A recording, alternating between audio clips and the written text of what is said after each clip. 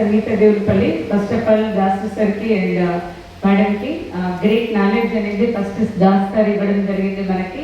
అంటే ఎందుకు మనం ఈ బిజినెస్ చేయాలని అందరికీ క్లారిటీ వచ్చిందా? Yes. Super plan presentation sir. గుక్క దిప్పుకోకుండా మొత్తం అసలు 1 hour వరకు మంచి ఎట్లా అంటే ఇంకా మనకి అరటి పండు తీసి మనకి ఇచ్చినట్టుగా చెప్పాడు Anil sir. Super sir. And hosting కూడా సూపర్గా ఉంది. సో ఇక్కడ నా పేరు సంగీత దేవులపల్లి. నేను ఒక టీచింగ్ ప్రొఫెషన్లో ఒక 25 years వర్క్ చేయడం జరిగింది. సో ఎందుకంటే చిన్న వయసులోనే నేను అంటే నాకు చాలా పిచ్చి టీచింగ్ అంటే. సో అట్లా ఒక 25 సంవత్సరాలు వర్క్ చేసినాను. నేషనల్ అండ్ ఇంటర్నేషనల్ స్కూల్స్లో వర్క్ చేయడం జరిగింది. ఢిల్లీ, పంజాబ్, రాజస్థాన్, బేగంపేట్, మెదక్, నారపల్లి. సో అయితే మా సార్ కూడా ఇండియన్ ఎయిర్ ఫోర్స్లో చేశారు కాబట్టి ఎక్కడైతే రాముడు ఉంటాడో అక్కడ సీత ఉంటుంది కదా. సో సార్ వెనకాలే నేను కూడా వెళ్తూ ఉండేది. గవర్నమెంట్ జాబ్కి అయితే ట్రై చేయలేదు, ఎందుకంటే సార్ ఒక దగ్గర నేను ఒక దగ్గర ఉండడం ఇష్టం లేక మేము ఒకే దగ్గర ఉన్నాము.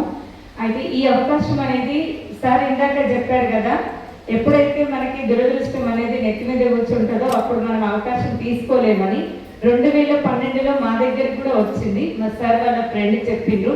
కానీ అక్కడ ఏంటి అంటే ఇంత క్లారిటీతో మాకు అనేది అర్థం కాలేదు. ఓన్లీ ఆధార్ కార్డు పంపించేసి నేను మొత్తం చూసుకుంటానంటే ఎవరైనా పంపిస్తామా?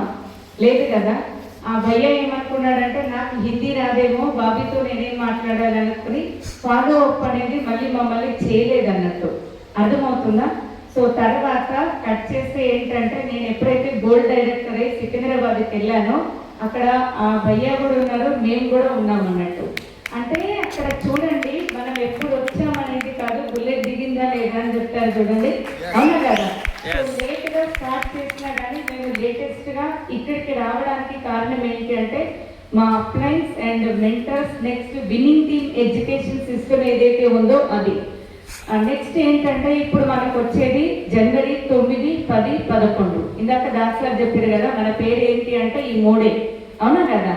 సో 3 రోజుల్లో మా జీవితం ఎంత మారిందంటే అసలు డ్రీమ్ ఉంటుందని కూడా తెలియదు, ఒక డ్రీమ్ లైఫ్ ఉంటుంది అనేది తెలియదు, ఇంత లగ్జరీ లైఫ్ ఉంటుంది అనేది కూడా నిజంగా తెలియదు. మాకు తెలిసింది ఏంటి అంటే రౌండ్ ద క్లాక్ వర్క్ చేయాలి. 7 గంటలకు వెళ్ళాలి, 7 గంటలకు ఇంటికి రావాలి. లేదు అంటే సార్కి ఏదైతే డ్యూటీస్ ఉంటుందో అది చేయాలి అంతే. కానీ మేడం ఇందాక చెప్పాడు కదా నేవీ ఆఫీసర్ గురించి, అదే సార్ కూడా అంతే. వన్స్ ఇన్ ఏ ఇయర్ మేము వచ్చేది ఇక్కడికి. వచ్చిన తర్వాత చుట్టాలు వాళ్ళందరినీ కలుస్తూ ఉంటాం కదా, అదే మాకు వెకేషన్ అన్నట్టు. ఇంకా పెద్దగా ఏమీ లేదు. అందరినీ కలిసి వెళ్ళే వరకే నెల అయిపోయేది, మళ్ళీ వెళ్ళిపోయేది.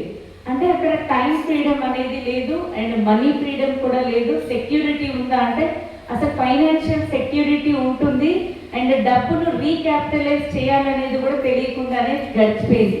ఎన్ని సంవత్సరాలు? 25 years గడిచిపోయింది అలా. సో ఈ అవకాశం తీసుకొని ఒక 3 years అవుతుంది. సీరియస్గా నేను స్టార్ట్ చేసి జాబ్కి రిజైన్ చేసి ఒక 2 years అవుతుంది.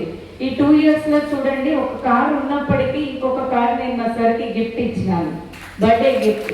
అది కూడా 12 lakhs వర్త్ ఉన్నటువంటి టాటా పంచ్ కార్. ఓకేనా?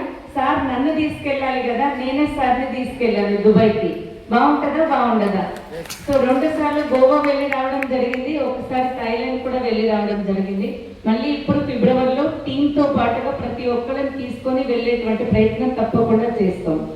సో నేనేం చెప్తున్నానంటే చూడండి, మనం ఎఫ్ఆర్యూ ప్రమోషన్ వీడియోలో చెప్తాం కదా, ఏం చెప్తారు అక్కడ అంటే ఏ స్వప్నం కా మందిర్ హే అని చెప్తారు. నిజంగా నేను చెప్తున్నాను, ఆ డ్రీమ్ మాకు ఎక్కడ బిల్డ్ అయిందంటే నేను ఎప్పుడైతే ఎఫ్ఆర్యూ అటెండ్ అయ్యానో అప్పుడు మాత్రమే మాకు ఆ డ్రీమ్ అనేది బిల్డ్ అయింది. గోపురంలో పని ఎలా చేయాలి ఏంటనేది నేర్చుకొని ఒక్క 1 monthలోనే ఒక 3 pins అనేది మేము అంటే చేంజ్ చేయడం జరిగింది. కానీ ఎప్పుడైతే నేను ఎఫ్ఆర్యూ అటెండ్ అయినానో అప్పుడు మాత్రం అదే రోజు ఫస్ట్ డేనే నేను డిసైడ్ అయ్యాను, ఏదైనా కానీ డియూసిడి అవ్వాలి, అంత మంచి రికగ్నిషన్ అనేది మేము కూడా తీసుకోవాలనేటువంటి ఆ డ్రీమ్ అనేది అక్కడ మేము చేయడం జరిగింది. సో కాబట్టి ఈరోజు కొత్త వాళ్ళకి అర్థం కాకుండొచ్చు, గోపురం అటెండ్ అవ్వాలంటే అట్లీస్ట్ మనం బ్రౌన్ జెండా అవ్వాలి. అవునా కదా?